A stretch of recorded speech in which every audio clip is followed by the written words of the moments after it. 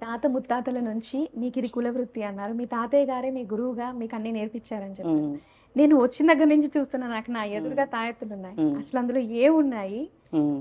ఏ తాయెత్తు ఏంటో ఒకటి చూస్తేనేమో రాగి, ఒకటి ఇత్తడి, హ్మ్. ఒకటి చూస్తేనేమో వెండిలా హ్మ్. కనిపిస్తోంది. హ్మ్. అసలు ఒక్కొక్కటి దేనికోసం వాడతారు? హ్మ్. ఎందుకిస్తారు మీరు? మనకి ఎందుకు ఇస్తామంటే అమ్మ రాగి వలన హుహు. ముందు మనకి ఇది ఎప్పుడైతే శరీరం మీద ఉంటుందో హ్మ్. మన లోపల ఉండే వేడిని చల్లారుస్తుంటుంది. హ్మ్. ఒక్కొక్క లోహం ఒక్కొక్క రకంగా మనకి పనిచేస్తుంటుంది ఒంటి హ్మ్. మీద.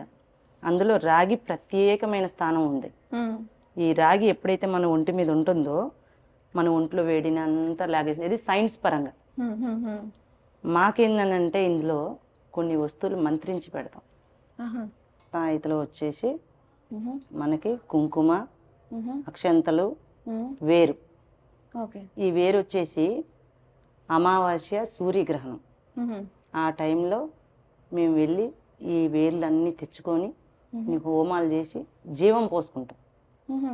అమ్మవార్ల పూజలో ఉండి వేర్లకి జీవం పోసి ఈ వేర్లని ఈ తాయెత్తులో వేసి జీవం పోసి పంపిస్తుంటాం. అంటే మీరు హోమం చేసి హోమం చేసిన తర్వాత ఇప్పుడు ప్రతి వేరు ఇప్పుడు అమ్మవారి పటమే ఉంది, అమ్మవారే ఉండరు. హ్మ్. తెచ్చి అక్కడ పెడితే అది ఉట్టి బొమ్మే అవుతుంది. హ్మ్. దానికి మనం జీవం పోసుకోవాలి, పూజ చేసి. పూజ చేసుకోవాలి. పూజ చేసుకున్నప్పుడు ఏమవుతుంది, హ్మ్. మనకి దేవత అవుతుంది.